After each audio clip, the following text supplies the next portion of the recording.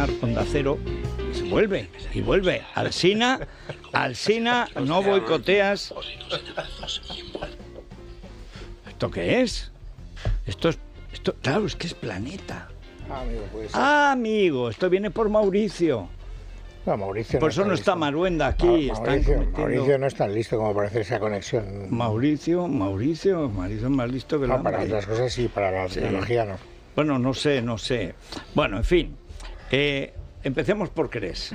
Rosana, que está muerta de risa. Todo el mundo se quiere conectar, lógicamente, a esta presentación del libro, la novedad editorial de la temporada. Bueno, ya verás la entrevista que me va a hacer Alsina y Herrera. Lógico y normal.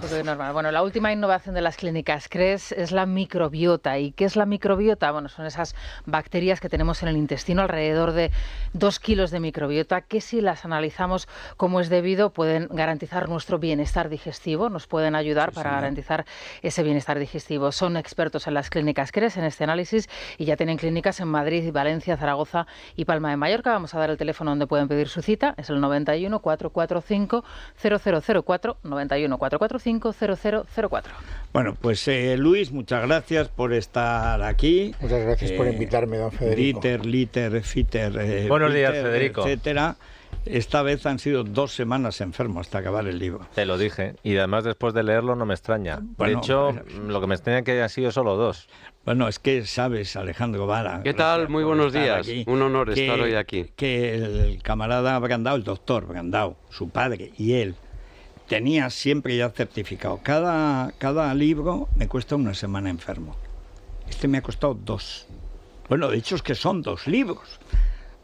Estuve tan mal en el primer libro que no pude continuar y tuve que hacer otro libro distinto que Viendo esto que es una genialidad. Lo de todas las portadas. De la evolución de la portada, Eso en realidad tendrían que ser 8 semanas. Sí. Porque han sido 8 evoluciones de portadas sobre una derecha que, como se iba descomponiendo mientras la ibas contando, había que ir cambiando las portadas. No, el efecto terrible que ha tenido Sánchez sobre la derecha, lo ves ahí, lo ves en las portadas.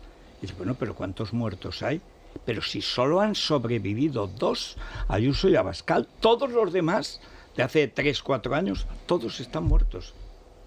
Es verdad que cuando recordabais a Antonio Herrero y que lo que más le gustó después de haberle hecho tantas cosas era el obituario que habías hecho, digo, no me extraña si no hay nada mejor que se le dé que los obituarios, esto es una necrológica en directo modo de la derecha. Bueno, parte de la derecha, porque el título es, sin embargo, muy esperanzador, ¿no? Es que el retorno, lo que pasa es que vamos a ver si la derecha vuelve para ganar o para perder, que son cosas distintas. Si la derecha vuelve dispuesta a ganar, pertrechada, sabiendo lo que tiene que hacer o no. Pero con nosotros estuvo, y no puede estar hoy en directo, en un momento clave del libro y de la historia de la derecha, que fue la mañana famosa que estábamos haciendo el programa en Sanjenjo. Y estaban Alejandro y Joaquín Manso, estábamos allí. Y en el mismo momento en que entrevistamos a Feijóo, estaba el otro, estaba Casado, calumniando descaradamente a Ayuso delante de Carlos Herrera, que no acertaba, y ya en un momento decía, ¿pero qué pruebas tiene? Pero no hay prueba. Y el otro, no, pero tenemos los papeles de la Moncloa. Joaquín, muy buenos días. ¿Qué tal, Federico? Muy buenos días. Ya siento mucho no estar ahí físicamente, pero la verdad estoy muy orgulloso de que hayáis contado conmigo para la presentación del libro, porque tú lo has resumido muy bien cuando lo has introducido a las 8 de la mañana. Es que todo el recorrido, desde el 1 de junio de 2018, que aquel día estábamos en La Coruña, sí, que fue el día la fecha con la que empieza el relato periodístico del libro, todo lo que le ha pasado a la derecha española ha pasado en Es Radio o alrededor de ti. Y eso es lo que cuenta el libro. Es decir, es un relato periodístico que solo puede contar quien ha vivido la información desde dentro como protagonista. Así que, vamos, yo creo que cualquier persona que quiera conocer cómo y por qué hemos llegado hasta aquí tiene que leer este libro. Hay que decir que hay algunos libros que han salido sobre la crisis de la derecha que tienen el enorme mérito, que no sé cómo lo han hecho, de no citar nunca, no ya a mí, a Es Radio. Vamos a ver, pero si todo lo que ha pasado en la derecha ha pasado aquí, bueno, malo y regular. Bueno, lo han conseguido. Pero como dice bien Joaquín, dice, por Es Radio y por lo que no es Radio, pero que está relacionado contigo, porque el capítulo Macarena Olona, el capítulo Macarena, solo por ese capítulo merece la pena. Hacía Joaquín mención a ese momento, 28 de junio del 18, Pablo Casado, entrevista en Es Radio. ¿Sí os parece? No, la primera, dices, la primera. Claro, cuando la nace primera Pablo Casado, nace, que nace tú, aquí donde bien, está sentado Luis En Herrero. esa entrevista también estaba Joaquín Manso, fue el nacimiento, podríamos decir, y luego el entierro, ¿no? También estaba Joaquín en el entierro. Pero déjame antes, porque dicen, bueno, ¿y ustedes por qué hacen esto? Bueno, pues ayer, estas cosas de la vida, me pasaron un corte de Antonio Herrero. Cuando le preguntan a Antonio qué es el felipismo. Y entonces, Antonio, para que se vea hasta qué punto estamos siguiendo la estela, como pasa en todas las civilizaciones. ¿Qué hace una civilización? Seguir la estela de los que la precedieron. O sea, todo lo que estamos haciendo aquí, lo que es este libro, lo que es el radio, etcétera, y antes en la COPE, cuando muere Antonio y se tiene que encargar Luis y luego yo, está en un minuto, resume perfectamente Antonio Herrero cuál ha sido nuestra lucha desde siempre. Es esto. ¿Usted cree que hay un felipismo? ¿Cómo lo define? Un régimen que desde una victoria legítima democrática del Partido Socialista acabó controlando el propio Partido Socialista e intentó controlar a toda la sociedad española. Eso es el felipismo. ¿Cree que llevaremos una realismo? Si no hay contrapoderes, como la propia prensa, como los jueces, poderes independientes, que contrapesen el poder del político que ejerce el poder ejecutivo, se puede llegar a un aznarismo o a lo que sea. Por eso es tan importante la división de poderes y la independencia de los profesionales del periodismo, de la judicatura, del Parlamento, etcétera. Estaba hecho el análisis, lo cual demuestra que siempre el PSOE fue a eso. Nunca se resignó a que la transición lo hubiera hecho la derecha. Y luego, increíblemente, la derecha se ha comido la propaganda de la izquierda. No toda, y hay etapas y tal.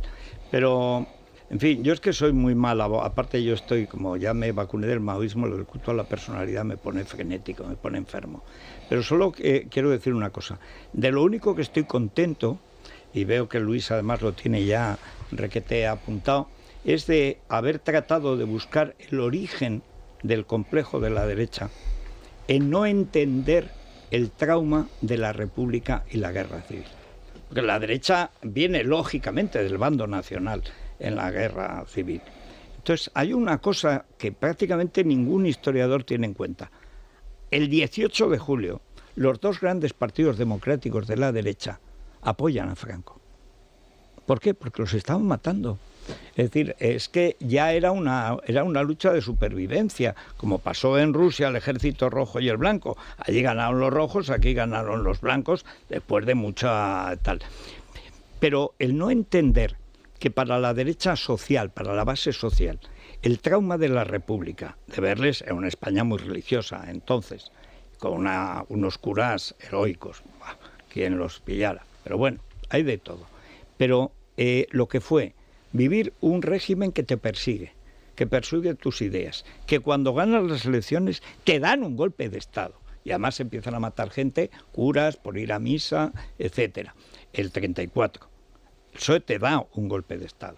Te roban las elecciones en el 36 y empiezan a matarte. Es decir, cuando llega el asesinato de Calvo Sotelo hay más de 300 asesinatos. Y esta semana publicaba La Lectura que la primera checa para torturar y matar militantes de la derecha, que podían ser de Falange o de Acción Católica. Los grandes archivos de víctimas, por ejemplo, de Paracuellos, son sobre todo de Acción Católica. Bueno, es el mes de marzo. Es decir, el proyecto de exterminio físico de la derecha era tan evidente que tanto Lerroux como Gil Robles inmediatamente apoyan el alzamiento, que tenía pocas posibilidades de ganar, dicho sea de paso, el alzamiento militar. Y el no entender el sufrimiento de la República, el sufrimiento de la guerra civil, que la mayor parte la pasa en las ciudades bajo el terror rojo. Y luego lo que fue la posguerra, que quieras que no, es también una conmoción. Gente del exilio, gente que vuelve, y el maquis, que dura casi una década. O sea, el no entender el sufrimiento de su base social es lo que ha hecho que la derecha política, desde la transición, dice, bueno, va. Bueno, pues no. O sea, la derecha no ha olvidado de dónde viene, la derecha social. La derecha política siempre ha traicionado. Por eso los partidos políticos de la derecha son muchos. Desde la transición hasta 7 veces, en total hay 9 siglas, pero 7 veces ha cambiado de caballo. ¿Por qué? Porque no le llevaban a cuestas. Es decir, en los políticos de la derecha hay casi un deporte que es reírse, burlarse, no hacer caso, despreciar a su base social. Y esa base social no se ha movido desde la transición. Hay 10-11 millones de votos que nunca se han pasado al socialismo, porque recuerdan, yo no creo esto de la memoria colectiva, pero hay recuerdos que se transmiten de padres a hijos, porque la derecha democrática viene del bando nacional, como es lógico.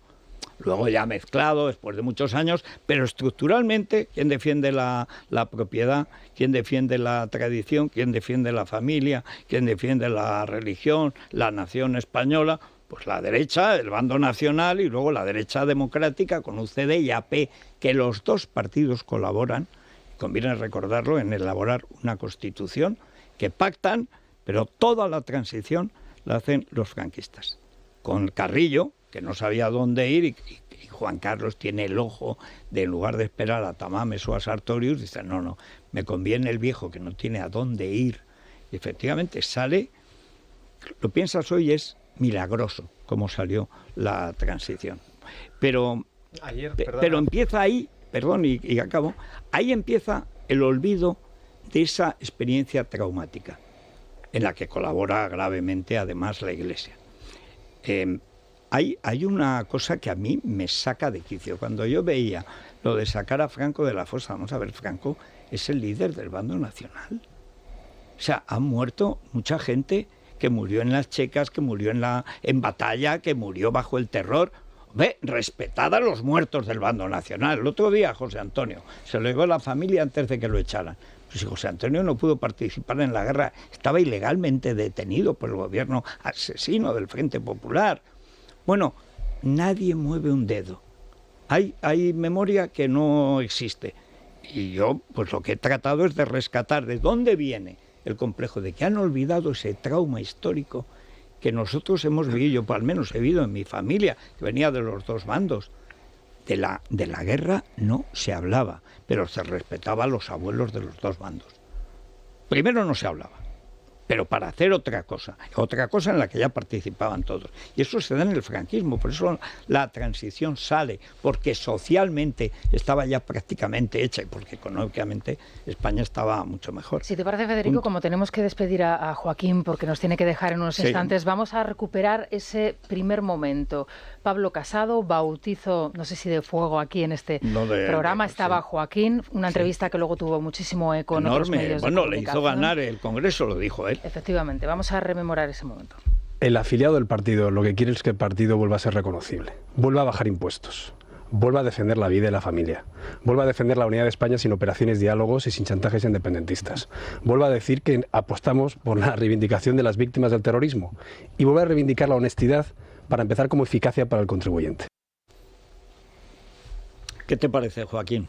Sí, claro, uno lo escucha y casi se siente allí en aquel momento. También cuando se lee en el libro, que está muy bien reproducido porque está glosado, casi con los estados de ánimo que transmitía Casado en aquel momento, que era de un entusiasmo prácticamente adolescente. Sí. Que en aquel momento era muy difícil predecir que luego se iba a revelar una fragilidad intelectual y moral que tú trazas muy bien con dos hechos inéditos, o al menos que yo no conocía, y que son dos de las cosas por las que merece mucho la pena leer el libro, que son las conversaciones privadas que tú tuviste con él en dos momentos, una en la que te trata en la que te pide que convenzas a Manuel Pizarro para que sea el candidato del PP de la Comunidad de Madrid, y la segunda, que es cuando prácticamente te pide que le des el plácet para que él participe en la campaña del 4 de mayo. Claro, el tránsito entre aquel Casado de la primera entrevista que le dio el triunfo en el Congreso, porque luego hablabas con cualquier dirigente del PP y se remitía a esa entrevista. Y las conversaciones contigo es el tránsito de un fracaso personal. Y eso está extraordinariamente recogido en el libro, que antes han destacado el capítulo de Macarena como un capítulo por el que merece la pena leer el libro. Pues a mí el que más me gusta es ese, porque hay un detalle que solo puede recoger quien ha sido protagonista de los acontecimientos.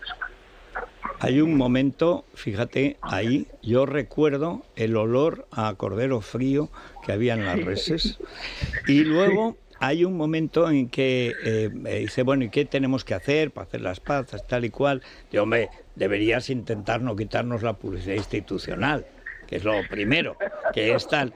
Y dice, ¿de verdad? ¿Os han quitado? Digo, vamos a ver, o sea, Pablo, no me tomes por idiota. Digo, fíjate si es escandaloso que ha venido Iván Redondo a casa a comer solo para ver si era verdad que habíais intentado el delito, porque es un delito, quitar la publicidad institucional. Entonces la contestación de Casado es fantástica, dice, qué listos son. Es que eso es un rasgo muy de Casado que también recogía Cayetana en su libro. Exacto. Que citas varias veces el libro de Cayetana, que es esto de hacerse el inocente, ¿verdad? Sí, hacerse el inocente como para no tener que dar la cara, porque como te dice Iván Redondo en la conversación que tú reproduces, pues hombre, no se puede quitar la publicidad institucional cuando ya está acordada. Claro, es que es un delito, además. Claro. Y él, pues en esa conversación se te hace como de nuevas, como si el presidente no tuviera que saber que en una relación con un grupo tan importante para el Partido Popular como sois vosotros, y como estabais siendo específicamente durante este recorrido de 5 años, pues es absolutamente inverosímil que no lo supiera. No, claro que lo sabía, pero él la dejaba hacer, como siempre. Y hay otra cuestión, Joaquín, que nos tienes que dejar, pero esto es la mañana en Sanjenjo.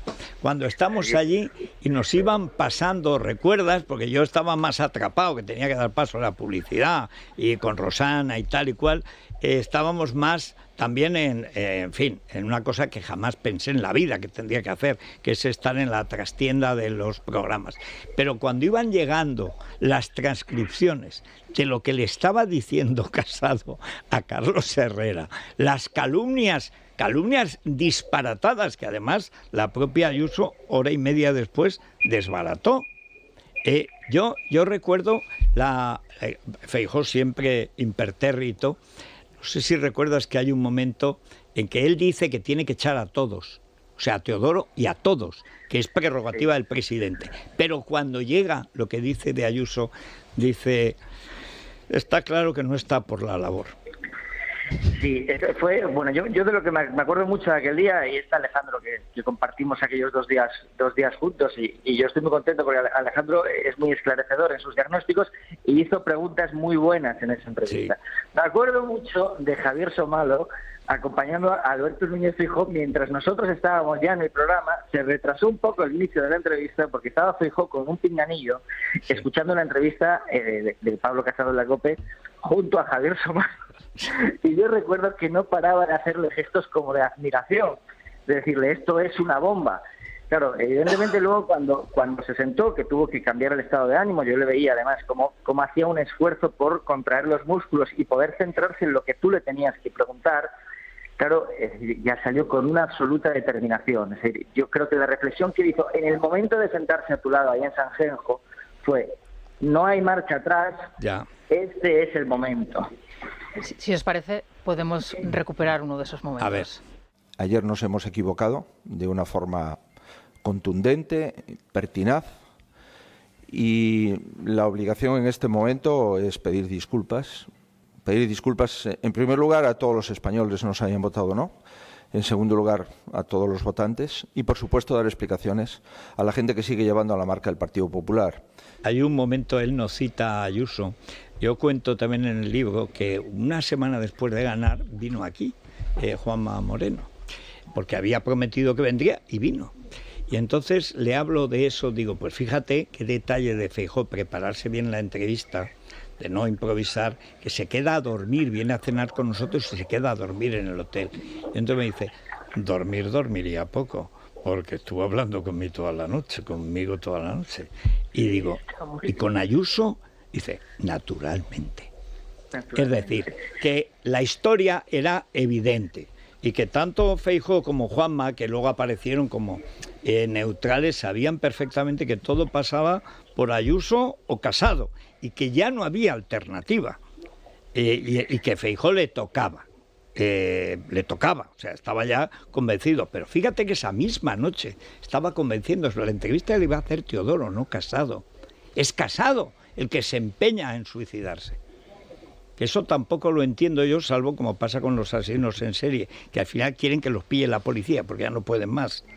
Eso no lo entiendo, pero en fin. En fin, muchas gracias, Joaquín. No, muchas gracias a vosotros de todo corazón. Un abrazo muy fuerte. En fin. A ver, Luis, desde la perspectiva de los años...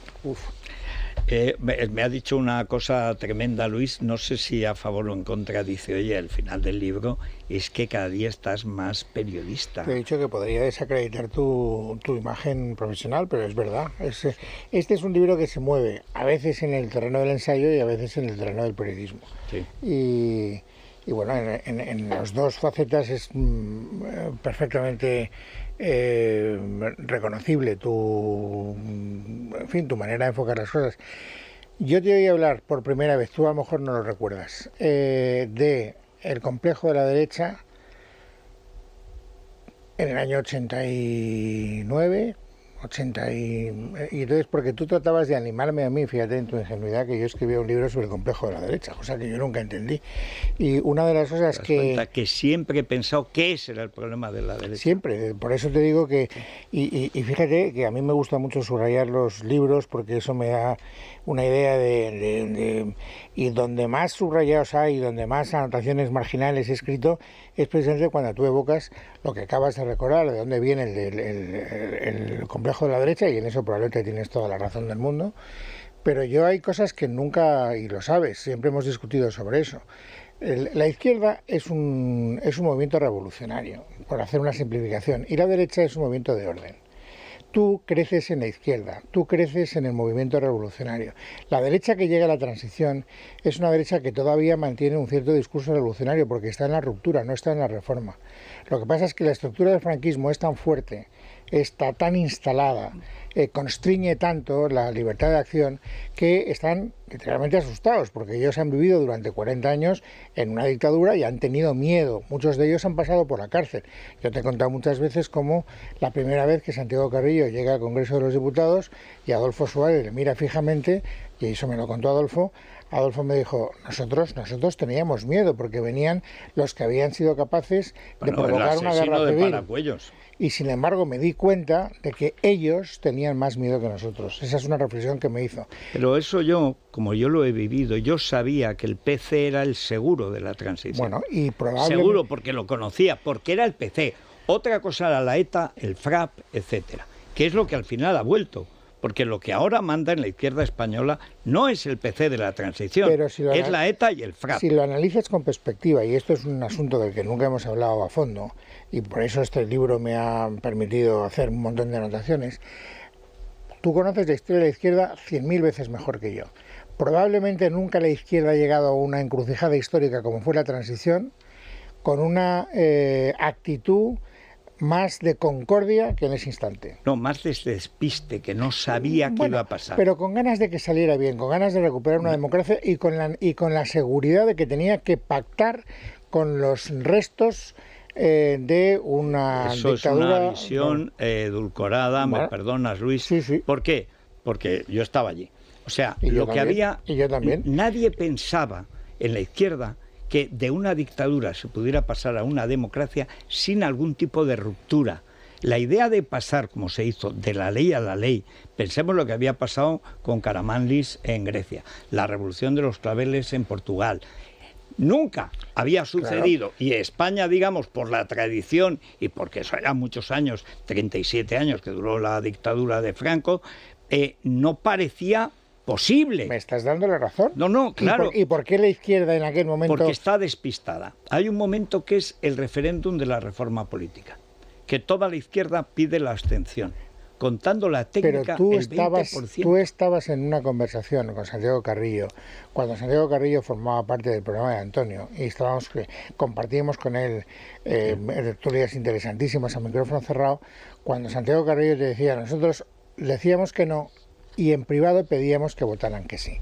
Claro, eso lo reconocía el propio Santiago Carrillo. Pero Carrillo, porque Carrillo es primero el gran traidor, luego vuelve a sus orígenes de Paracuellos, claro, etcétera. Porque una vez que han conseguido eso, vuelve otra vez la tradición.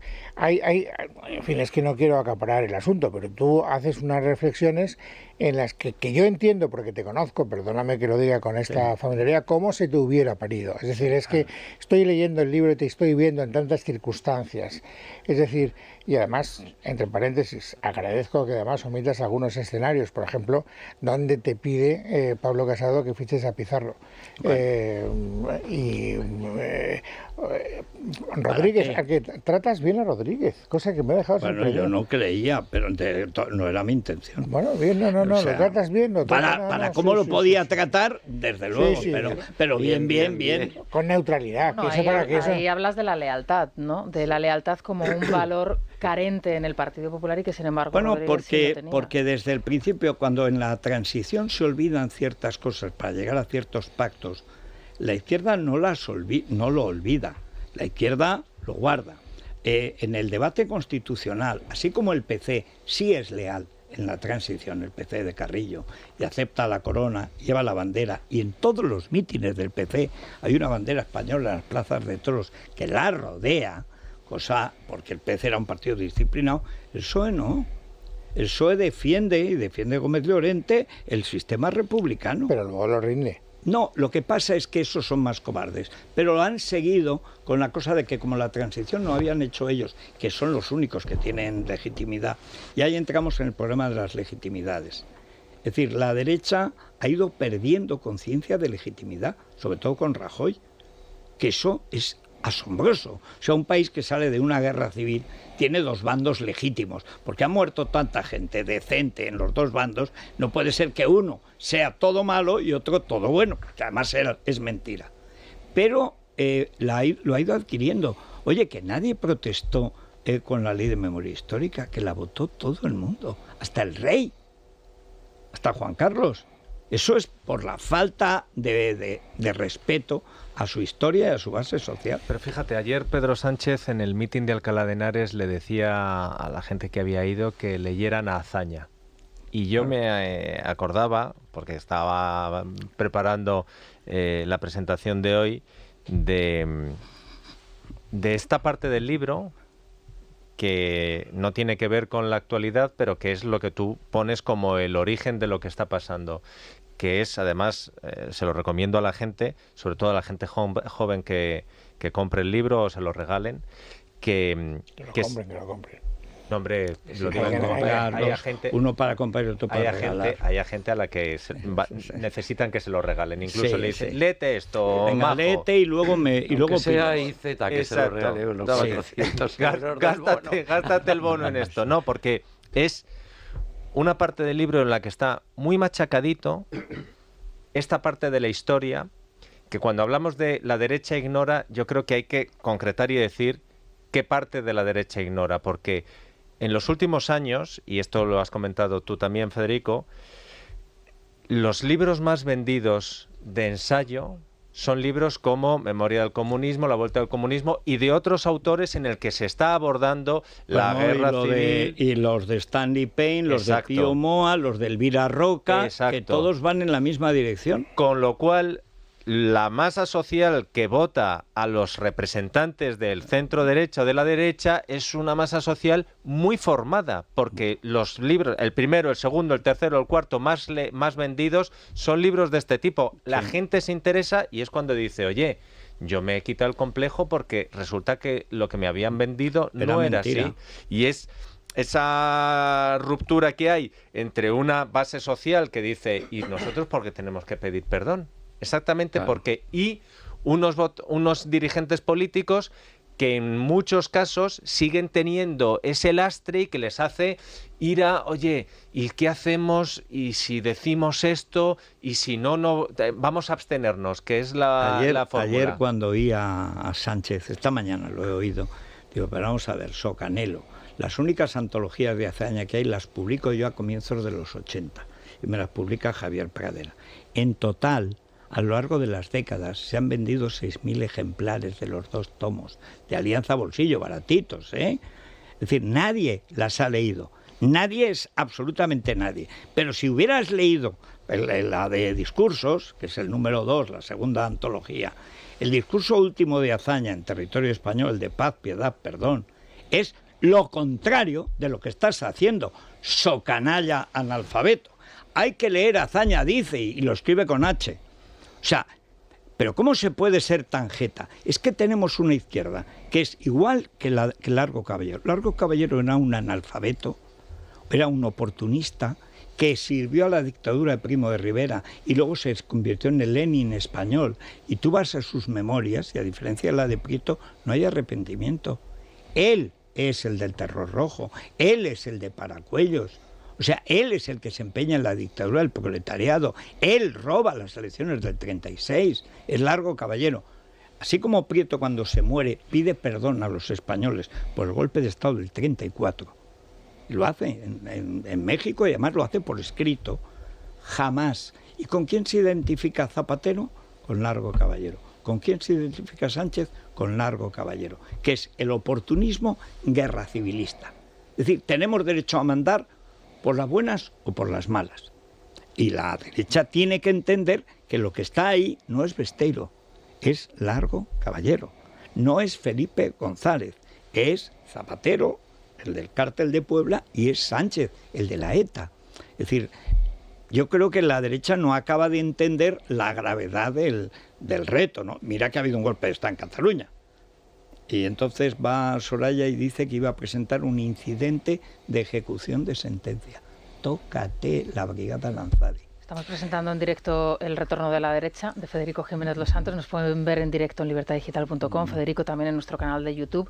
Bueno, otra entrevista que se destaca en el libro y que marca, no sé si también un antes y un después, al menos en la relación entre Santiago Abascal y Pablo Casado, la moción de censura, el debate de moción de censura. Aquí estaba Luis Herrero, además, sí, señor. Y además haces referencia a Luis. Cuando estaba insultándolo y diciendo, Luis decía: válgame Dios, válgame Dios. Estaba sentado ahí, me acuerdo perfectamente. Yo estaba atónito.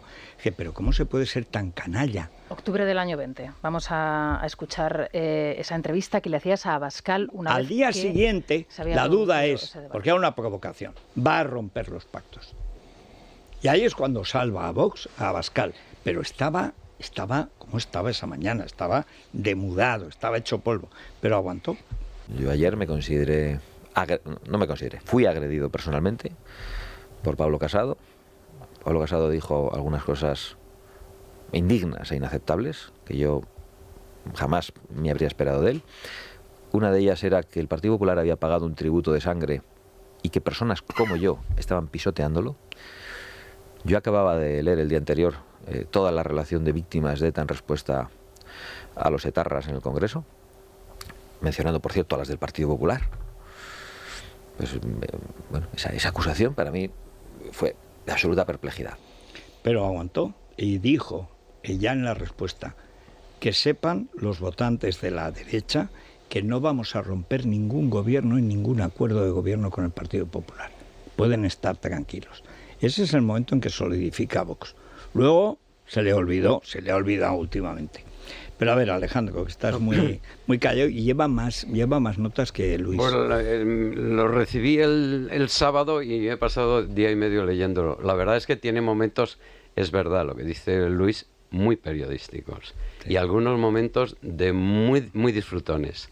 Muy disfrutones, al margen de todo lo que estamos diciendo. Que generalmente coinciden, lo cual conviene que... Sí, por ejemplo. A lo mejor resulta que esta vocación tardía del periodismo le hace disfrutar más que a un tonto un lápiz. Es que primero que se ve que hay late en la pluma del periodista, porque ha sido muchos años y lo sigue siendo, pero quiero decir, escribidor como periodismo, y luego tiene los momentos que desvela asuntos que no sabíamos y que realmente están muy bien. Se ha comentado, evidentemente, lo de los dos encuentros con Pablo Casado que comentaba Joaquín. El segundo es cuando lo del rodaballo, cuando le pide participar. El segundo es que es el retrato de alguien que es imposible que llegue a liderar algo. Es imposible. Simplemente con esas 3 folios o 3 páginas o 4 que aparecen ahí, dices... Pablo Casado no puede ir a ningún lado. Oye, mira que eran días que le teníamos afecto, que todo lo habíamos cuidado, pero y que todos estábamos por la labor. Es que cuando se presenta en la entrevista de me quito la faja, cuando entró aquí con me quito la que faja... estabas tú ahí, y además lo repite. Estábamos ahí, claro. Me he quitado la faja. Estaba Rosana dice. también, estábamos todos, dice, bueno... se quita la faja y viene a por todas. Y yo, en el libro se recoge las preguntas que le hacemos, que estábamos un poco escépticos ante las dos niñas asesinas, cómo era posible que Pablo Casado saliera adelante. Pues sale. Pero luego en esa conversación contigo, que reflejas muy bien, con muy buen pulso, hay que reconocer que dices, no puede ir a ningún lado. Es que con esta historia no vas muy lejos. Pero luego a mí también me gusta mucho cuando visitas a la ministra de Defensa, a la señora Cospedal, en el ministerio, que me llama, que te llama un viernes por la tarde de verano. Lo de cómo dejas el móvil, hay que dejar el cómo móvil, os sentáis juntitos, pero no arrejuntaos. Es pero que está muy atractivísima. Muy bien, ¿Cómo se reproducen esos diálogos? Eso. Una pregunta técnica, Pues, porque es que tirando de memoria, tirando de memoria y de... Sí, pero... Dicen, me obligan a dejar el teléfono móvil, pero no me obligan a dejar la memoria. Pero te quiero decir que está la exactitud del momento, la descripción del momento. Que además es el estilo de ella, quiero decir, igual total. Que lo de Casado, cuando lo lees, dices, claro, es que estás exactamente, es el estilo de cómo habla Cospedal, de cómo hablaba, cómo se la historia de Casado se explica en buena parte por Cospedal. Es decir, a mí me llama, y lo cuento, me llama, no nos veíamos desde que había ido a decirme a mi despacho en la COPE que iba a aceptar ser portavoz del partido o, en fin, secretaria general, pero al mismo tiempo que no dejaba Castilla-La Mancha, que a mí me parecía una barbaridad, pero que lo iba a hacer y quería que la apoyase, patatín y patatán. Y luego pues se había portado como toda, como... Hombre, no tan asquerosamente mal como Soraya, porque nadie lo ha hecho, pero vamos, muy mal, no nos dio nunca una emisora en Castilla-La Mancha, bueno, fatal. Pero llega en su plenitud, porque es una mujer atractivísima, muy inteligente y tal, y entonces me llama, es una tarde de viernes, de sol en Madrid, 6 de la tarde, y en el Ministerio de Defensa vacío, que solo están los militares de uniforme, todo mármol, mucho espacio y tal, que tienes que dejar en un cajetín de metacrilato que cierran, tienes que dejar el móvil. Pues igual si me voy a acordar de lo que me digas. Y entonces, en lugar de en la mesa del despacho, había puesto el café en una mesita pequeña para estar juntitos los dos silloncitos, ¿no? Y entonces, lo primero, hay muchas cosas, dice, hombre, hace tiempo, lo primero es que me recuerda que estuvo en la Operación Roca, pues porque yo soy liberal. Digo, ya lo he visto en La Mancha con la cantidad de radios que les ha dado a los liberales y tal y cual. Bueno, sobre eso ya hablaremos otra vez, no habría otra vez, pero lo esencial es que me dice, vamos a ver, yo lo que quiero decirte, a ver qué te parece, es que si Soraya va, yo voy. Y voy con todo. Voy a muerte. Y lo que transcribo es tal cual. Yo voy. Digo, y va a ir. Dice, yo creo que va a ir. Digo, el partido va a ser neutral. Debería ser neutral. Ella ya sabe que Mariano va a estar con Soraya. Pero creyó que iba a ser un poco más neutral de lo que fue, que no lo fue. Pero claro, eso es decisivo, porque al final Casado, cuando pasa la segunda vuelta, le gana a Soraya por los votos de Cospedal. Entonces, todo ese bloque de Cospedal, pero fue una decisión personal suya de que estaba dispuesta a acabar con su carrera política con tal de acabar con la carrera de la otra. Y acabó.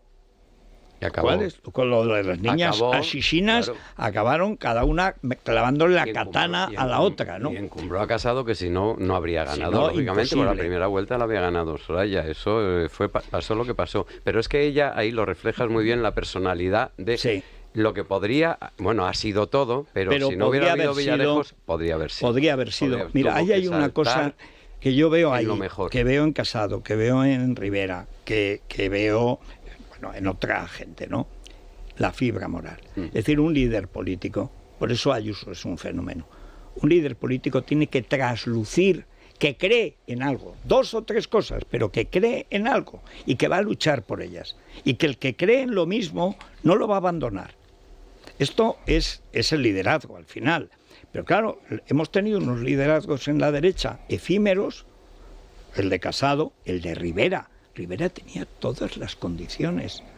Y sin embargo falta la fibra moral y el respeto a la historia. Cuento también cuando le da a Rivera por decir que en vez del Valle de los Caídos podían hacer el cementerio de Arlington. Digo, sí, un campo de golf ahí entre las tumbas. No me acordaba. Cateto. Si a mí me dijeran que 3 partes del libro son más de obligada lectura pormenorizada para entender todo el íter del libro, yo diría 1.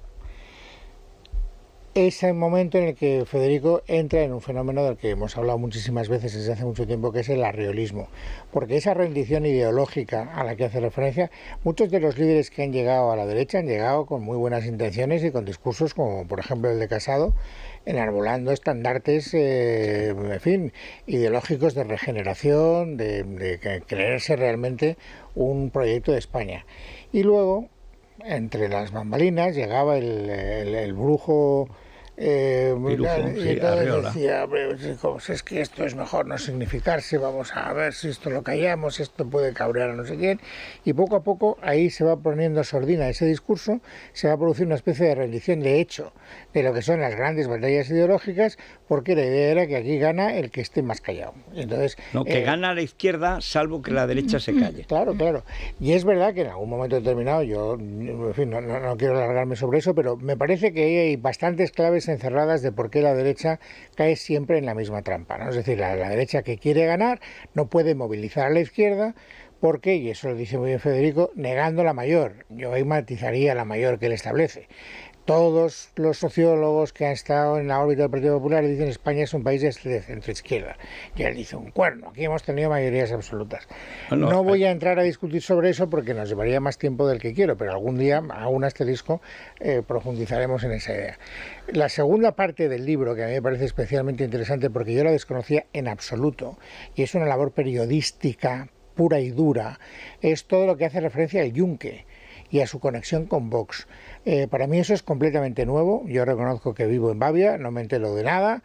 Me ha costado encontrarlo. Me ha costado, pero tienes ahí una aportación documental que cuentas hasta el juramento de la gente que entra en el Yunque. Señor, para que vean qué catadura de moral de gente. Lo que te hace también temblar, porque te das cuenta de que algunos de los movimientos que aparecen ante la opinión pública, como de repente con una personalidad propia, en parte son movimientos secuestrados por sectas, digámoslo abiertamente, que tienen unos espurios intereses que no quedan claros. Y la tercera y más interesante, porque también la desconocí, aunque parezca mentira, y es una parte además que te ha quedado especialmente brillante porque se ve que la escribes con cariño, con esperanza todavía no malograda, que ojalá que tarde en malograrse, es la parte de Ayuso. Primero porque ahí recuperas parte de tu habilidad psicoanalítica y además reconoces que fue un pecado de tu juventud. Que todavía... Sí, hombre, no un pecado. Eso lo piensa mi hijo David, que piensa que el psicoanálisis es una superchería. Digo, chico, léelo como una parte de la antropología o de la literatura recreativa, pero se aprende mucho. Tengo que decir que haces un retrato íntimo de la personalidad psicológica de Isabel Díaz Ayuso, que yo jamás había tenido, y luego ahí se ve con toda claridad que por primera vez aparece alguien en el mundo de la derecha que responde al modelo que tú estabas esperando desde hace muchísimo tiempo, porque es una persona que con cierta continuidad en el tiempo, porque es verdad que puede haber destellos en el bautizo de Pablo Casado como presidente del Partido Popular, que a ti te puede parecer que a lo mejor este puede ser el caballo blanco que venga aquí a encarnar la derecha que este país necesita, pero enseguida rebla y por lo tanto se acabó la historia. Lo de Rivera lo acabas tú de contar. Sin embargo, lo de Isabel Díaz Ayuso ya tiene una permanencia en el tiempo lo suficiente como para que tú digas, aquí hay alguien que efectivamente encarna ese papel de falta de complejos, de mantener un discurso y una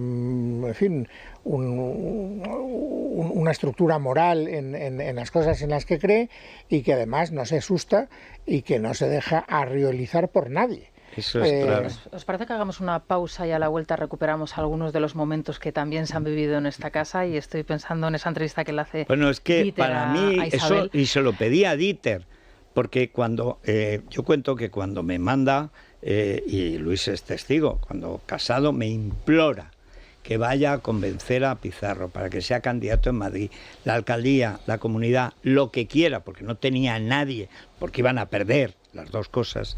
Entonces, cuando estamos allí, en su finca, antes de comer, con los nietos dando vueltas, y él dice, de ninguna manera me van a poner los de la Sexta Ladrones aquí para sacar a mis nietos, a mí Ferreras no me saca en el telediario. Dice, pero fíjate, esto que me ha llegado de una del PP, y es Ayuso con Mamen Mendizábal. Entonces, de esas casualidades de la vida, yo no la conocía. Y no sé si el propio Manolo me dice, pues yo creo que está con Dieter. Entonces le pedí a Dieter la transcripción de cuando él se empieza a rumorear, porque ha fracasado todo, que al final va a tirar de Ayuso porque no hay nadie, y entonces las respuestas que te da de su proyecto de Madrid, es que está ya todo. Pues luego lo recuperamos. Vamos a recomendar Nuguel Anzulé, porque a más de uno que nos esté escuchando se le estará cayendo el pelo o estará empezando a tener problemas, ¿verdad? Nuguel Anzulé, el champú número 1, anticaída, este no falla, hay que ponerse a ello, claro que sí. Hoy vamos a saludar a la farmacia de Lourdes Pérez en Somosaguas, en Pozuelo, en la calle Somosaguas, en Pozuelo de Alarcón, porque allí están todos los productos de Nuguel Anzulé. Una pausa, pues, Federico. Venga. Continuamos. Es la mañana de Federico, con Federico Jiménez Los Santos. Si me pide Pablo Casado cualquier paso en política, por supuesto, pero no va a ocurrir esto. Bueno, pues este es uno de los momentos de esa entrevista que transcribe Federico en el libro. Federico ha tenido que salir porque está ya firmando libros para todos los oyentes, porque hoy se pone a la venta ese libro. Estaba en preventa y ya era el número 1, como habéis comentado anteriormente. O sea, que hoy ya se puede comprar en librerías. Sí, hoy ya se puede comprar en librerías. En preventa ya se podía encargar, pero hoy ya está a la venta. Y estamos haciendo la presentación en directo en Libertad Digital, por supuesto en nuestro canal de YouTube, que no sé si sabéis que es absolutamente un éxito extraordinario.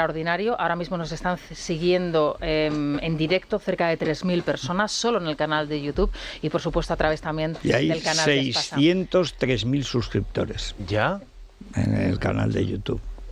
Sí. No, más de 6.000.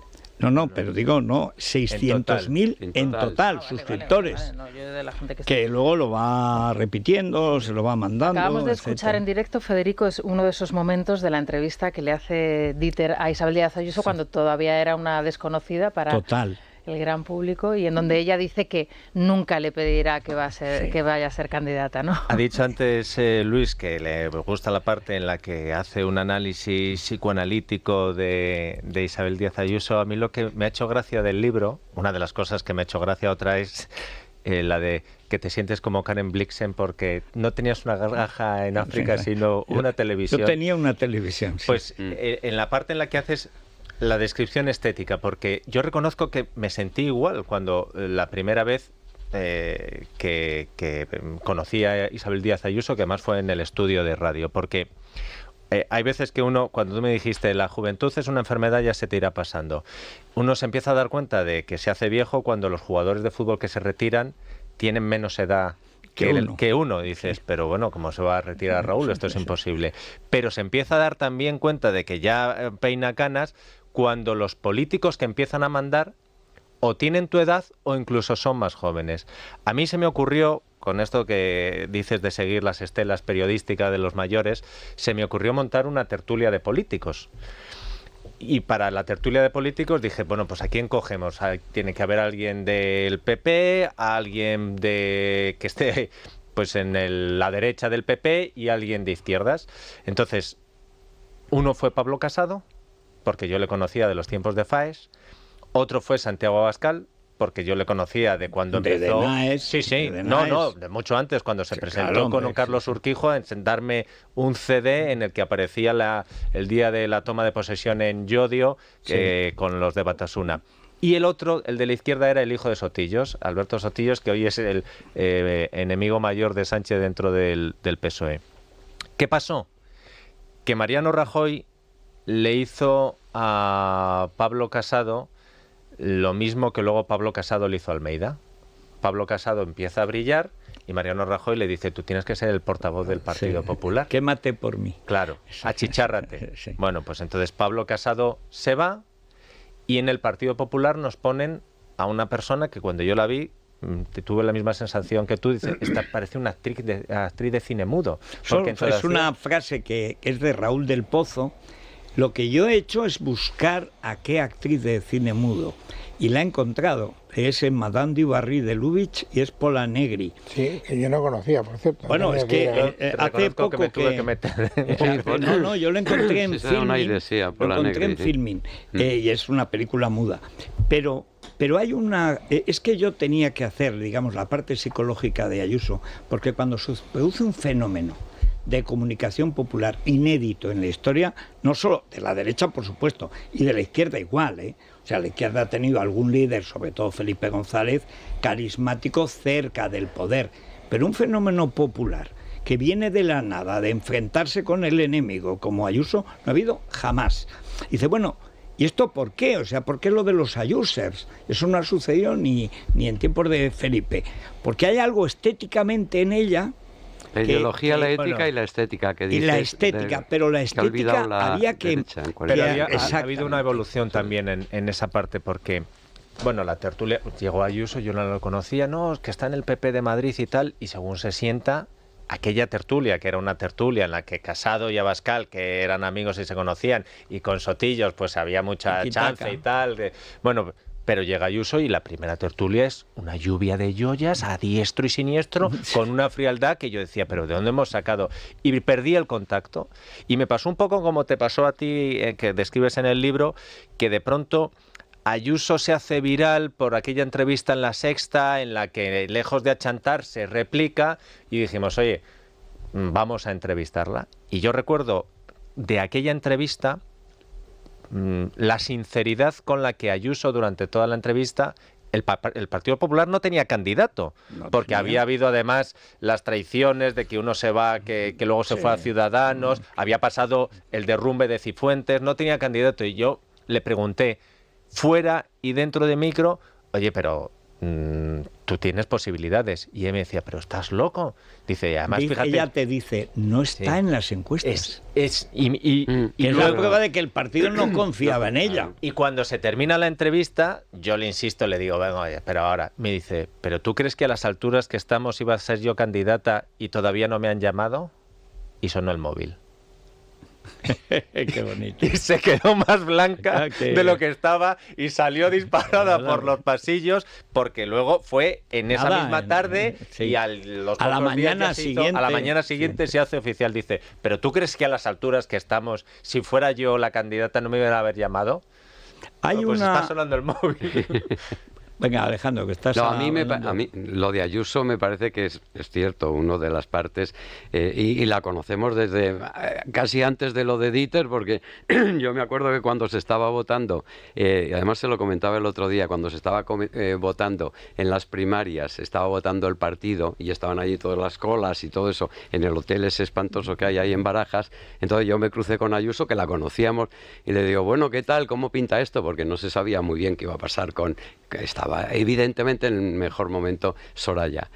Y dice, yo hoy quemo las naves, yo hoy voy a por todas. Digo, esto es muy Ayuso, un Ayuso que tampoco conocíamos tanto, pero tú la describes, hay momentos que yo creo que son impagables de incluso gente que la conoce que a lo mejor no ha conocido tanto. Todos tus diálogos por WhatsApp, cuando pasa todo el tema terrible. Para mí es un momento clave. Ese momento no solo es la radiografía psicológica de una persona muy bien retratado, y además que nos permite conocer a una Ayuso que evidentemente nosotros conocemos, a la Ayuso Ayuser, la de evidente, que tiene lo que no tiene los demás. Pero la que habla en público. Cuando dice, se quedaba callada, no contestaba. Luego tú apuntas de que mira hacia abajo. Ella tiene una... Y luego, sin embargo, resucita. Pero no pierde nunca el hilo, pero en un momento se queda como pensando. Sí. Pero sigue frente a la idea de que es una mujer emotiva, que opera sobre todo por una cosa de fuerza. No. Yo digo, es una mujer frágil, pero no débil. Pero no débil. Es sí. frágil, ¿por qué? Porque es una mujer sola, que se ha tenido que ganar todo en la vida, se lo ha hecho ella. Nadie le ha regalado nada, le han puesto todas las zancadillas, la han insultado, la han vejado, sacó un surtido de atrocidades que dice la gentuza del país, tal, pero tremendas. Las mujeres del país. Sobre todo las Sí, mujeres del país. sí. Nadie odia a una mujer brillante de derechas como una mujer de izquierdas, eso es canónico. Pero ella es una personalidad muy compleja y sin embargo tiene una vocación política que la tenía, lo que dice de Madrid y de España, que le dice a Dieter cuando no es candidata, es exactamente luego reproducido, porque lo conseguí, nos lo dieron, el cuaderno de campaña de Ayuso en la gran campaña de hace 2 años. ¿Lo reproduces? Lo reproduzco. Todo lo escribe y a ella todos los días. Ella se escribe los discursos, ella hace las anotaciones. No quiere ir nunca improvisando. Entonces, cuando tú ves el cuaderno de campaña, dice, bueno, esta no improvisa. Esta tiene en la cabeza una serie de cosas. Y luego cuento un detalle, que eso sí me lo contó ella, que es que ella tenía el decreto de disolución preparado desde el mismo día en que forma gobierno con Ciudadanos. ¿Y dónde lo esconde? Y el mismo día, en la bandejita esa, que ya no es el cajón, que ahí sí que nadie va a mirar, ahí estaba el folio, con el decreto de disolución. Cuando lo de Murcia, que os lo cuento, eso evidentemente me lo ha contado ella, ella llama se llama Fabio, siempre me sale Tesla y no es Tesla ni Testi como el actor, que es el encargado, digamos, de todos los asuntos legales de la comunidad, el secretario general de la comunidad. Entonces, claro, como eso sucede en un día corriente, en un día entre semana, ella no sabe si puede convocar elecciones porque son 40 días justos y cae entre semana, no en festivo. Y entonces, mientras, cuando sale lo de Murcia, ya lo tiene en la cabeza, pero si lo tenía metido ya, si lo tenía 2 años, llevaba esperando ese momento. Y entonces le hace la consulta y el otro se pone a mirar en los reglamentos electorales de la comunidad y mientras están hablando, está Escudero haciendo el informe, cómo va el virus, tal, las aguas residuales, cada vez nos dan más datos y tal y cual.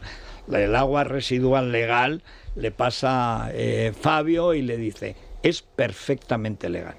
Entonces ella, tranquilamente, acaba y dice, bueno, tengo que deciros que ha sido un honor el poder trabajar en vosotros, pero he decidido disolver la legislatura, os deseo lo mejor. Y entonces, claro, Ciudadanos no puede salir porque están dentro del Consejo. Hasta que no acabe, no pueden salir. Estaba preparada la moción de censura, de hecho había 2, la del PSOE y la de Rejón. Por supuesto que estaban, como luego han confirmado, estaban en ello. Pero hay un momento ahí de absoluta frialdad en la que ella va dejando que los de Ciudadanos digan qué disparate, Aguado, qué atrocidad, el que la había traicionado de todas maneras y tal. Y algunos de Ciudadanos se quedan tan en shock que se van a su despacho como si todavía tuvieran. Y ella, entonces, con el decreto de disolución que ya llevaba allí 1 año y pico o 2 años, se va sola, es una mujer muy solitaria, se va sola, hay una doble puerta que se abre detrás de la mesa del Consejo, se va por los pasillos hasta firmar la destitución de todos los consejeros. Imagínate la de Aguado y compañía, lo a gusto. Una imagen muy es una imagen totalmente de mañana nos vamos a Murcia y tú en el libro también describes los hechos de Murcia con todo lujo. Me costó horrores gracias a Pablo Molina. Es la cosa más embrollada que yo he visto en mi vida. Bueno, Inés Arrimadas, hablando de la moción de censura, aquí la entrevistaste posteriormente, el 14 de julio del año 21, y negaba absolutamente todo lo que acabas de contar. Todo. Vamos a escuchar. Esto no fue un acuerdo con Moncloa para presentar mociones de censura en gobiernos donde gobernaba el PP para quitárselos. Porque si hubiera sido así, pues nos hubiéramos ido a Madrid o Begoña Villacís ahora mismo sería alcaldesa de Madrid, o hubiéramos votado a favor de la moción de censura en Castilla y León, que votamos en contra. Por tanto, no ha sido un acuerdo con Moncloa para derribar gobiernos que funcionaban de Ciudadanos y PP. ¿Qué ha sido? Pues una cosa que surge de Murcia, de nuestros compañeros de Murcia, que empiezan a detectar, según lo que nos relatan, y a mí a través de una persona de mi equipo, porque yo no he estado, digamos, directamente en esto, pues cosas que no se podían tolerar, les ocultaban información, cosas muy raras, empiezan a tener miedo de que ellos puedan ser imputados por prevaricación. Por tanto, esto sale de Murcia y se circunscribe a Murcia. Como digo, miente muy bien, pero no tanto. Porque además luego Ábalos lo confirmó, que fue él el que pactó con ella. O sea, no es que... Y por supuesto, lo único que no estaba era Andalucía. Andalucía era lo único que no estaba pactado porque Juan Marín era su criatura y ella confiaba en Juan Marín, etcétera. Pero por supuesto que venía. Lo asombroso es que después de haberse ido de Cataluña, que es la gran tragedia de Ciudadanos, es que luego traicionan de nuevo a sus votantes y Ciudadanos hace una moción contra un gobierno de Ciudadanos. O sea, y es ella la que monta el pollo con Ábalos y con el PSOE. De hecho, la ciudad de Murcia se perdió entonces. Y lo que cuento es que Teodoro, con tal de mantener a su amigo, ahora presidente, todavía presidente, no disuelve. Eso lo publicamos 3 días antes en Libertad Digital, que nos lo cuenta Luis del Rivero, que va a haber una moción de censura. Porque en Murcia se conoce, se sabe todo, y porque eran 2 bandos de ciudadanos que hasta enterarme de quién era quiena, porque eran 2 mujeres que se odiaban desde siempre y que se matan. Y por alguna razón Inés de pronto cambia de favorita y desata el caos. Es tremendo. Entonces prefiere no disolver y su única preocupación era la disolución en Madrid. Porque él piensa que ya recuperará, ya recomprará, y de hecho recompra, como en la feria, porque había 3 de Vox que los habían echado por irregularidades financieras, porque los de Ciudadanos no eran trigo limpio. Teodoro confiaba en hacer lo que luego hizo, que además me llamó, me acuerdo que estaba allí, estabas tú, que llama y me dice, estaba Isabel, eran casi las 12, y dice, hemos recuperado Murcia, se ha acabado la moción de censura. Pero la historia de fondo es que esa moción la podía haber abortado con otro candidato. El problema es que López Miras ya no se podía presentarse por la ley que había de presidencia y prefiere no disolver y entrega la ciudad. Y entrega la ciudad de Murcia antes que quitarle a su marido. Pero su obsesión era Madrid. Y por eso simplemente Ayuso le notifica a Casado, con Teodoro ya había bloqueado el teléfono y hacía meses, le notifica que va a disolver. No le consulta, ni le pregunta, ni tal. Bueno, si estaba ya 2 años, se llevaba preparándolo. Eso lo explicas a la perfección en el libro y además es un caso que podríamos decir, o una historia que todavía está viva, ¿no? Porque todavía se tiene que solucionar y además a 12, 11 días de las elecciones podemos estar contando ya los últimos minutos, las últimas horas de Ciudadanos, ¿no? En el plantel político, desde luego, de muchas localidades. Hace solo 3 años. Ahora, en esta presentación multimedia a la que estamos asistiendo, con el libro y los audios, me está recordando a ¿cuándo se jodió el Perú? Sí. No, pues aquí no. ¿Cuándo se acabó la carrera política de tal? Bueno, pues en el libro te cuenta la parte que no estaba en el estudio, en el directo, y Rosana nos va recordando el momento en el que Casado, a partir de aquí el inicio del fin. Ciudadanos, que no es Arrimadas, es Ciudadanos, porque acabaron con Ciudadanos como una opción. Yo cuento consenso. Feijó, no, y luego, porque el libro, en vez de ser el titular negativo, que es cuando se jodió la derecha, sino el retorno de la derecha, porque como dice Luis, no solo son obituarios lo que tenemos aquí, es y nacimientos. ¿Y cuándo nace el siguiente líder? Porque igual que muere uno, sale otro. Hay más, porque ahí está Macarena Olona, que es un personaje también, que todavía no veis y que seguro que queréis hablar de él, porque es otro de los momentos estelares del libro. También es momento dramático, traumático, que aquí también lo hemos vivido en directo. E inexplicado. Porque ahí tengo que decir, Federico, que la conversación que tiene en tu casa es muy clarificadora, pero yo sigo sin enterarme de los motivos por los cuales ella toma la decisión que toma. la del Camino de Santiago. Sí. Hombre, es que me engañó. O sea, sencillamente se equivocó. Eso es, la gente que vive en las redes se mata. Sí. O sea, yo creo que es un problema de las redes, de vivir en las redes, que es un problema de Vox. Es lo que le ha dado el poder al Yunque en Vox, el poder en las redes. O sea, un pequeño grupo de gente manipulando las redes puede tener mucho poder, que luego no refleja el poder real de la base, lo que siente la base. Pero en el día a día de la política volvemos a la fibra, tienes que ser, ya no tener fibra, mal, ser muy fuerte para estar ahí y aguantar las campañas, los insultos. El interrogante que dice Luis de por qué toma esta decisión Olona, que es verdad que no se deduce de ese atardecer crepuscular tan bonito que describes, que me parece ese encuentro, es verdad que no se deduce luego conociendo lo que ha pasado con Olona y cómo ha actuado ella. Dice, claro, es que ya en ese momento estaba en lo que estaba, porque era clarísimo que no tenía que haber hecho.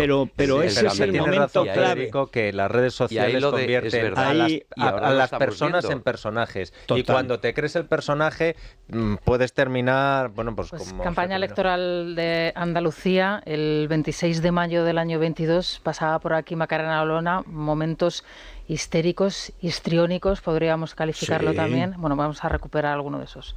Ahora mismo la disputa es entre el Partido Socialista y Vox, entre Juan Espadas y yo, en la primera posición. Esta es la realidad. A partir de ahí, el riesgo también real es si el candidato del Partido Popular se va a abrazar al Partido Socialista después del 19 de junio. Esta es la táctica de Vox hasta ahora. Es decir, Vox cambia la táctica, Abascal cambia la táctica del partido con Ortega Smith y Buixadé, que son los manobras, y a mí me dice, todo me lo han hecho Ortega Smith y Buixadé, todo lo mandan ellos, todo lo hacen ellos, etcétera. En el caso de Macarena no es un problema de fibra moral, es psicológico, que es distinto. Es decir, yo no creo que, así como los otros que no tienen fibra moral, Macarena sí la tiene, pero le pilla en un momento malísimo la muerte del padre, romper con el marido, quedarse solo con el hijo y la locura de las redes en la campaña electoral. Entonces ella no es capaz de salir de las redes, ese círculo afectivo que es nefasto porque te hace creer que tu relación con la realidad pasa por las redes. Es letal. Y yo lo lamento porque, si os fijáis, Vox no ha levantado cabeza desde entonces. Pero cuando yo te decía que está bien explicado es porque tú cuentas muy bien el esfuerzo que haces y el engaño que te perpetra cuando te dice que tienes razón, lo voy a reconsiderar y luego no reconsidera nada. Pero ¿por qué ella de repente, inopinadamente, de la noche a la mañana, decide irse de Andalucía, irse del partido, quitarse del medio? Primero aduce una enfermedad, luego se ve que la enfermedad no es toda la verdad.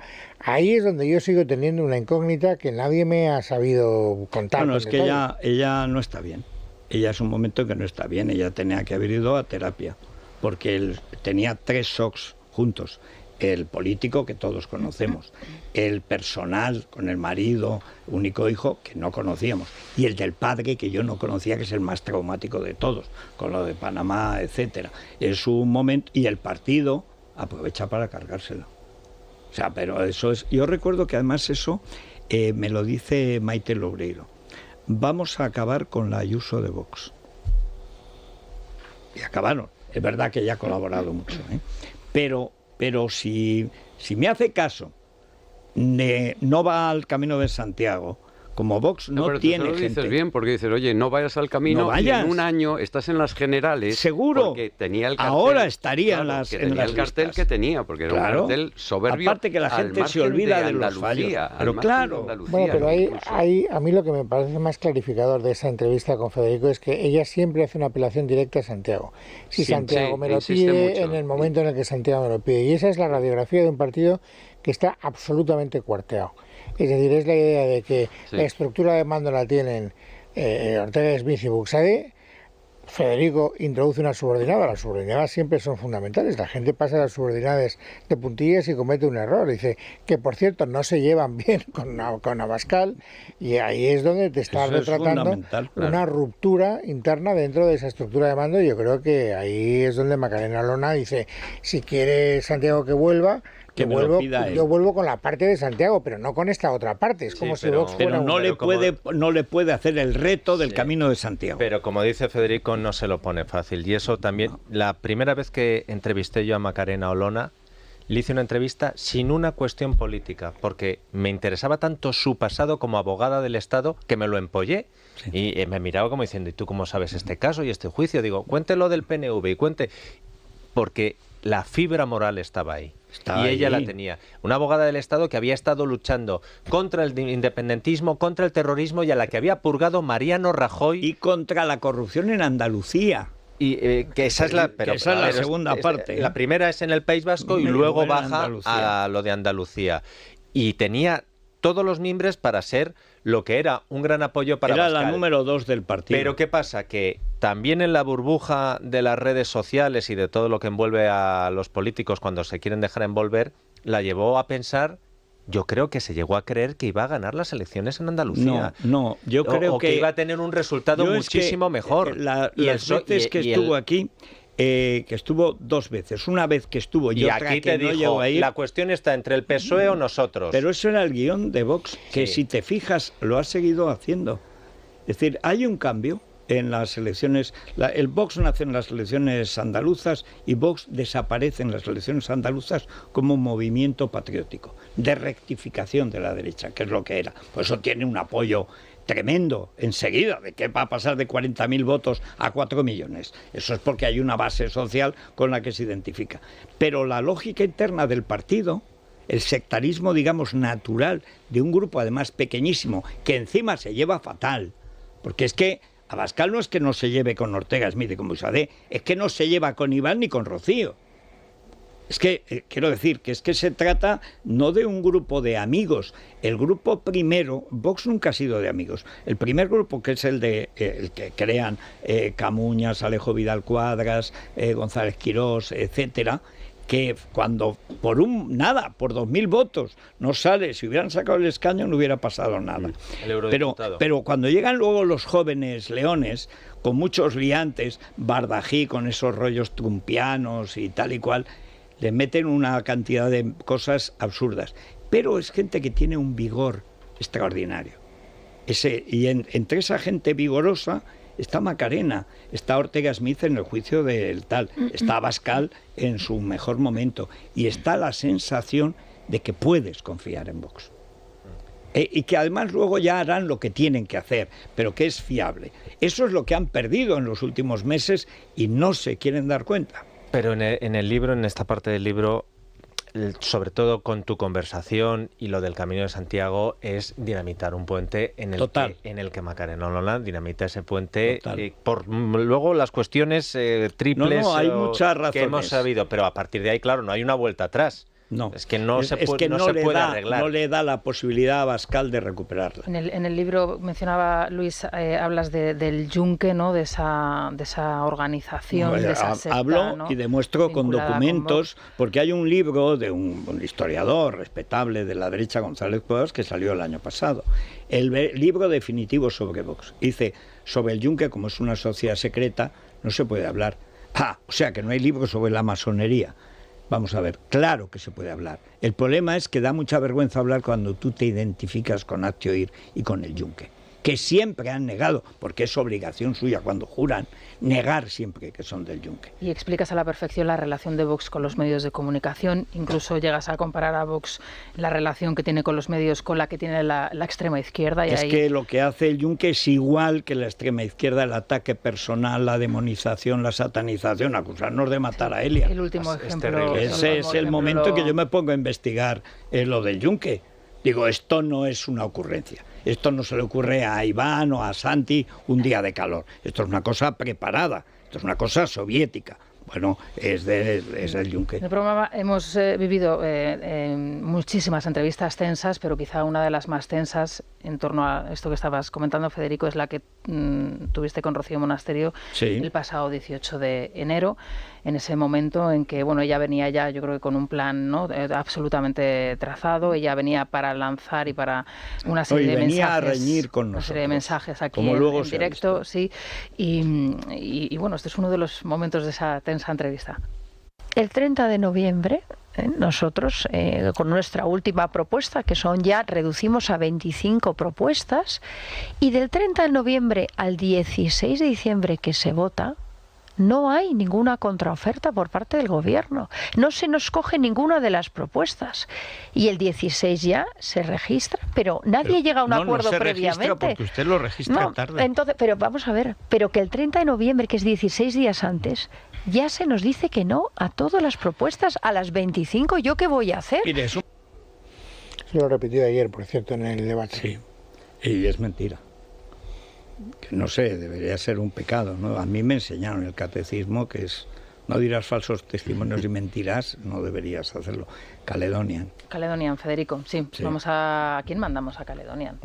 Nada, que al que quiera, sí, a los que compren el libro. Sí, merecen Caledonian. Bueno, pues vamos a esa promoción de Javier Ferrero, si te parece, donde vamos a tener esas casas excelentes. Luis Herrero todavía tiene una oportunidad. Mira, Dieter, que también está hoy aquí, sí, seguro que le encanta. Sí, le ganamos hoy al City. Sí. Porque con los derechos de autor, el que va a estar más cerca es Federico. O sea, yo me centraría en él. Bueno, pero el que está más cerca es el Federico de Hacienda, que se lleva la mitad. Federico ya lo conoce. Caledonian.es. Bueno, y Colacel, mira, Colacel a Javier Somalo, porque es la persona que más me ha ayudado a sacar este libro adelante, con una cosa que es que modernamente, que antes no existía, que ahora existe, que es trabajar con los abogados de la editorial cada página. Ha sido Javier Somalo. Hay que mandarle 2 cajas. Yo no tengo paciencia. O sea, a mí me dice un abogado, tira eso, o lo quitas o quito el libro. O sea, pero no tengo. Entonces, Somalo ha ido cambiando lo que había que cambiar. Lo que había que hacer. Que ha cambiado, la legislación ha cambiado de tal manera que hay cosas que ha habido que volver a... Y yo no tengo paciencia y Somalo ¿Pero te cambiaron muchas cosas o qué? No, cambiaron todo lo querellable. Mira, esta vez han sido 2 o 3. Con el de Pablo Iglesias fueron 4 los abogados, ni una querella, no había por dónde cogerlo. Pero claro, ellos saben, yo que me sé lo que es querellable o lo que no es, yo digo la verdad. Pues no, el abogado dice eso es verdad, pero no puedes decirlo así. Pues entonces ahí Somalo es el único que tiene paciencia. Es una labor imprescindible. 2 cajas de Colacel. Eso es.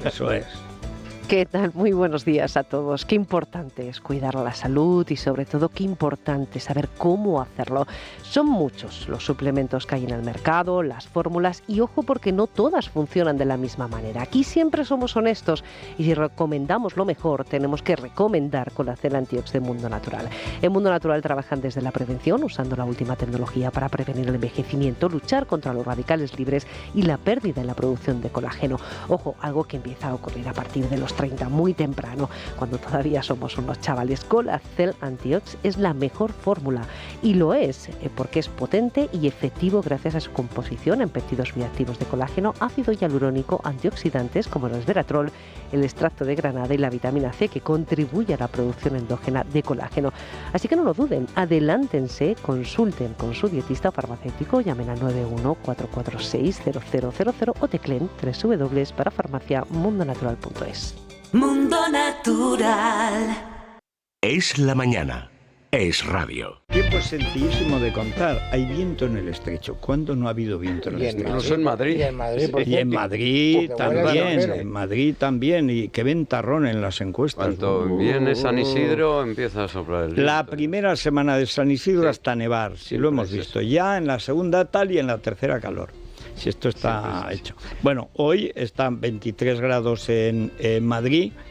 En Badajoz 31 grados, están 30 grados en Badajoz, que es la máxima, y la mínima está a punto de pillar a Teruel, 1 grado en Ávila.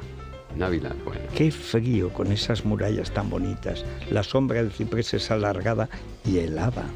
¿Sabes que nos va a llover en Murcia? Vamos a ir a Murcia. Me alegro, hombre, viene bien para la agricultura. 90% de posibilidades. Llevamos la lluvia a Murcia. Mismo nos dejan salir.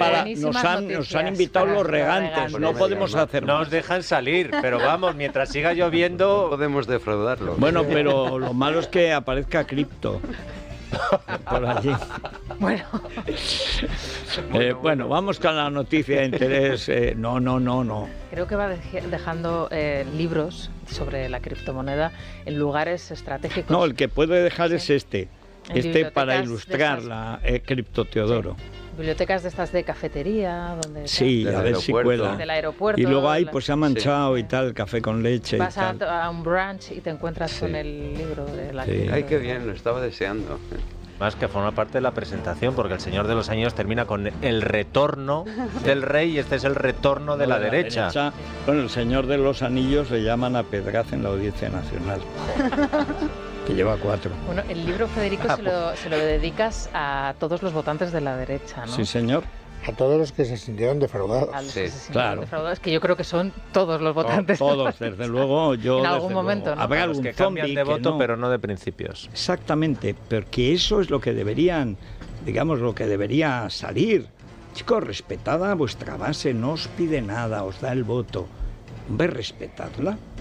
Pero es que dices, es que ellos piensan que sus ideas son peores que las de la izquierda. No, es que ellos se piensan peores que los de la izquierda. Eso es clave, porque además, conociendo a unos cuantos, y ya hemos conocido bastantes a lo largo de estos años, a algunos de ellos evidentemente les pasaba.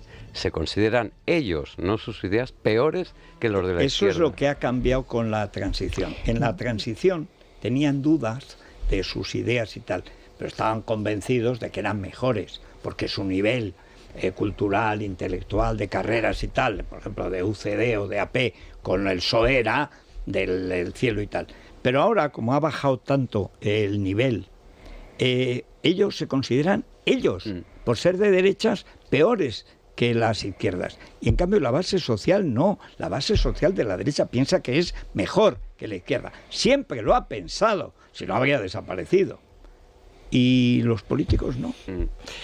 Pausita. Bueno, a ver. Vamos con los oyentes que han querido participar en un día tan especial como el de hoy, pero antes permíteme que te traslade una pregunta que se repite de manera reiterada en redes sociales, en nuestro canal de YouTube, en Twitter, en Instagram.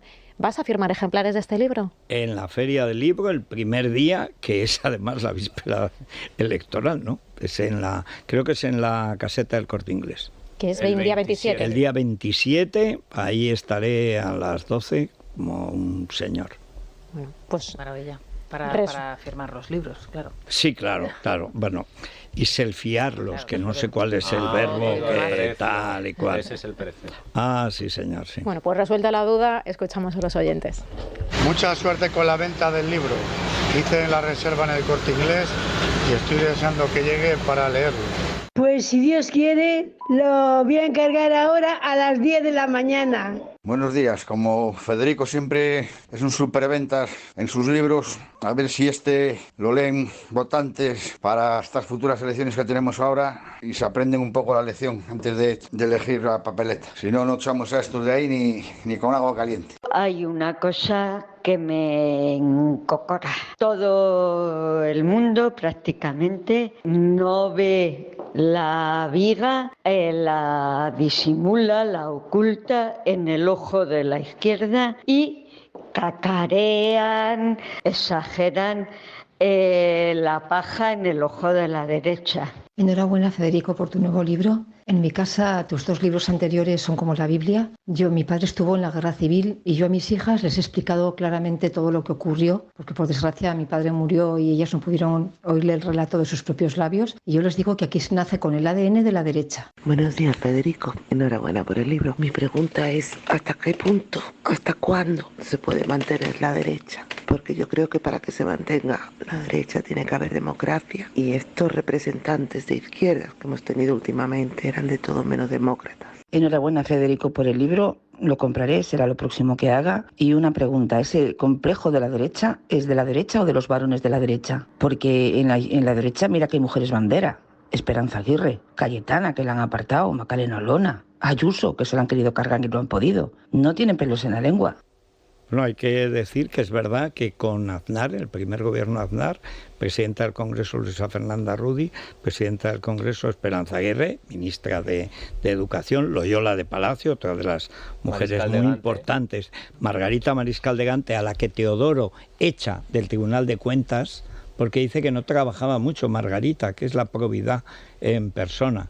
Kriptonito. En el libro también recuperas la defenestración de Cayetana, ¿no? Ese momento de la escalinata en el Congreso de los Diputados, cuando ella da esa rueda de prensa en el mes de agosto. Frena la corrupción judicial, que es donde entran al final Casado y Teodoro, que es lo que explica por qué van a la guerra contra Ayuso, con el apoyo de Moncloa. Esto es una operación que hace Moncloa creyendo. Luego se le escapó un día a Ábalos a propósito de las mociones de censura. Es que yo creí que Inés controlaba a Ciudadanos en Moncloa. Es que yo creí que Casado controlaba el PP. Claro, lo que no pensaba es en la rebelión de Ayuso y de las bases. Pero, en fin, algún cripto puede tener algún problema de circulación exterior. Financiera. Sí, algún tipo de variz delicada. Pero esto tiene remedio ahora, pues sí, Sara. Sí, además, ¿cuántos remedios milagro habremos escuchado durante todos estos años, verdad? Para tratar de atajar o aliviar esos síntomas tan dolorosos de las hemorroides. Bueno, quienes las padecen, que son muchos, saben que pueden siempre volver. Por eso tenemos que buscar una solución definitiva, Federico. En Ibismed lo han hecho posible, sin dolor, de forma rápida, descomprimiendo toda la zona y haciendo, que esto es lo más importante, que no vuelvan a aparecer. No lo duden, llamen y pidan una cita en el 918-882-943, 918-882-943, toda la información de este innovador tratamiento también en ibismed.es. Pues lo tenemos que dejar aquí, pues, ¿no, Federico? Sí. ¿Te parece bien? Una cosa libro, apañada, ¿no? Sí, bien, ¿no? Arreglar pero informal, ¿no? O sea, bien. Un libro, un audiolibro. Sí, un telelibro, porque todo esto se graba. Hay que entrar en el libro, porque realmente, vamos, no solo porque lo tenemos que recomendar, que lo queremos recomendar, porque hay muchas cosas que sorprenden muchísimo y que además son reconfortantes de leer. Cuando le echo la versión definitiva del libro, me ha sorprendido la cantidad de historias asombrosas que me ha tocado vivir. La culpa es de Luis Herrero, que me mete en lo del periodismo, porque es que todas esas las relaciones con los políticos y tal, jamás me había reunido yo cuando Antonio no me recluta para su programa y tal, y luego con Luis, yo no quería saber nada de la radio, de ninguna entrevista y tal. ¿Tú te acuerdas que cuando me toca hacer la linterna, cuando se muere Antonio, a Luis le mandan a sufrir a la mañana y a mí a la noche, que yo no quería, me convence García? Y entonces digo, pero si yo no he hecho nunca, y estaba Sandra Moneo. Digo, Susana Moneo, perdón. Y las entrevistas las tuve. Yo no he hecho una entrevista en mi vida y menos a un político. El primer día Garacoechea. Y ya desde entonces, y recuerdo muy eso, precisamente Margarita Mariscal de Gante, la primera, y digo, esto debe ser periodismo. En la morgue de Melilla, que había habido un accidente y entra desde la morgue, muy trabajadora, muy concienzuda, siendo ministra de Justicia, se va a la morgue. ¿Qué diferencia con la purria que ha venido después? Bueno, pues dejamos a los oyentes comprando el libro, Federico, que es de lo que se trata. Enhorabuena, por cierto, a la editorial les pasa también por la portada, el trabajo, la redecoración del estudio desde la mañana, que ha quedado precioso y en imagen ha quedado extraordinario. Así que nada. Y nada, no he firmado, porque por orden del doctor Brandao, ni un solo contrato más. No. Habrá próxima temporada, eso ya lo podemos decir, porque el libro acaba en un momento en el que la derecha no sabe si vuelve o no vuelve, no sabemos si los tres que están en la portada van a seguir estando en la portada dentro de 15 días, y ya no te digo más después de diciembre, o sea que lo tienes. Cuando es como lo de los 10 negritos, o sea, cuando ves los que había hace solo 3 años, y cómo han ido cayendo uno tras otro, uno tras otro, uno tras otro. El efecto de Sánchez en la derecha ha sido como el de la Segunda República.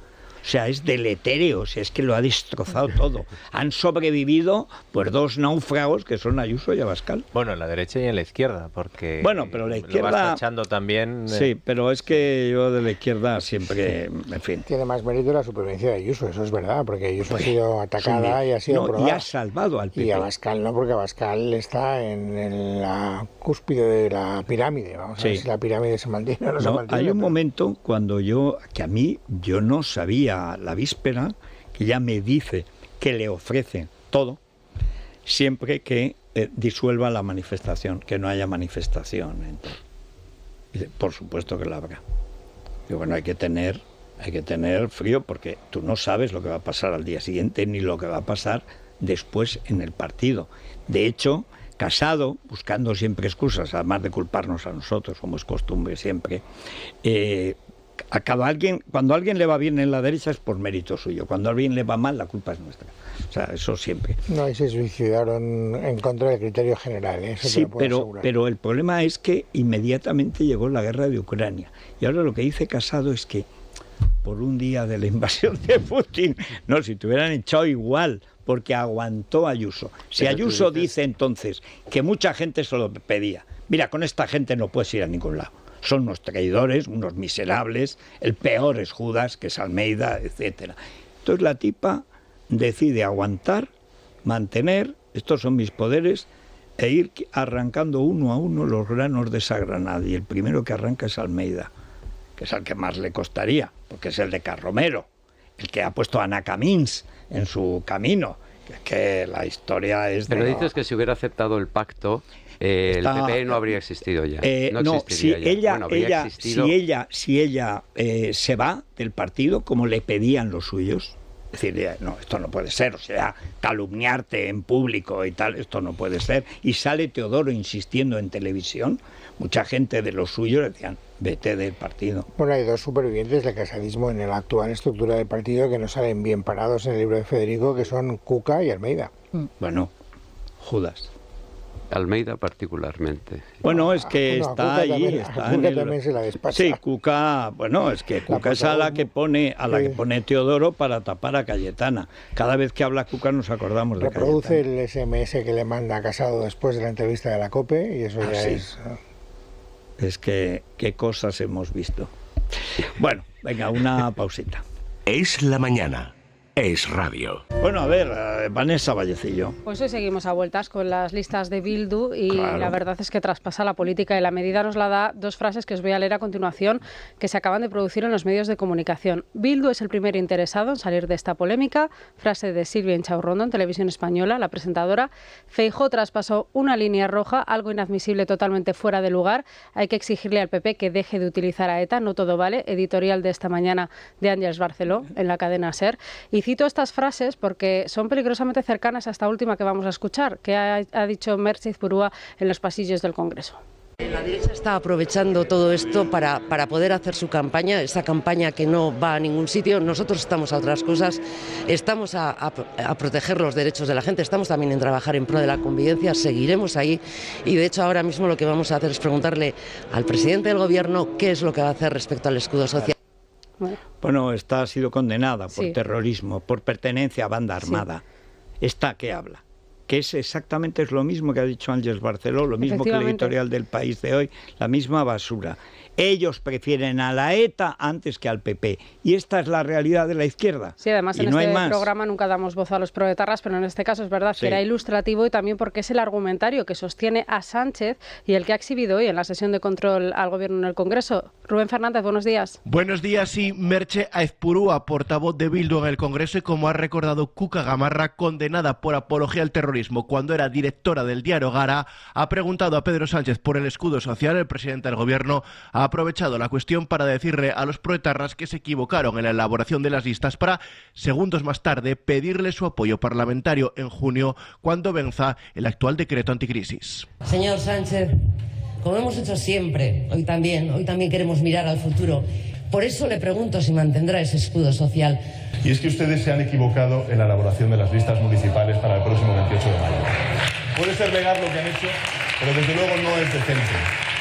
Y lo que se tiene que pedir a esas personas que integran esas listas municipales es, en primer lugar, un mensaje mucho más rotundo y contundente de reparación, de perdón y de, por supuesto, reconciliación y de homenaje a las víctimas que sufrieron tanto dolor durante muchísimos años de actividad de la banda terrorista ETA.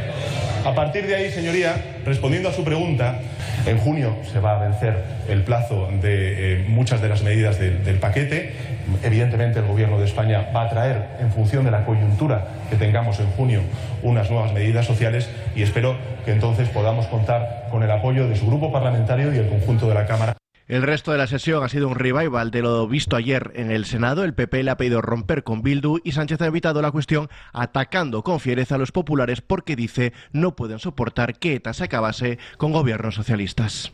¿Pero cómo se va a acabar si acabamos de oír a esta tía, que es la que señalaba en Gara a los blancos? ¿Pero cómo se va a acabar si hemos visto a 3.000 tíos de Osasuna desfilando paramilitarmente por Sevilla en la final de la Copa del Rey después de silbar el himno nacional? Osasuna debería estar eliminada, fuera de la Copa del Rey, no jugarla nunca más. A cientos de metros, no llegaba a 1 kilómetro, de donde la ETA asesinó a Jiménez Becerril y a su mujer Asun. Pero ¿cómo que se ha acabado la ETA? La ETA está más fuerte que nunca.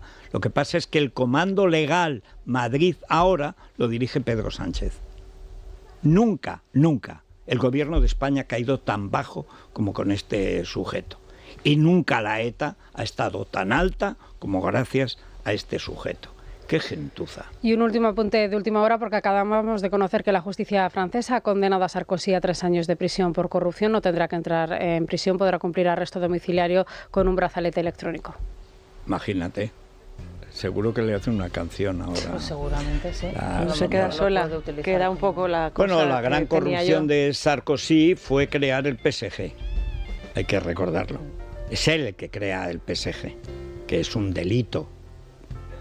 Tal cual, porque quería ganar por fin la Champions, que no la ganaba nunca y sigue sin ganarla. Pues hay que bastar con su pulsera telemática en el tobillo, me imagino que paseando por el jardín.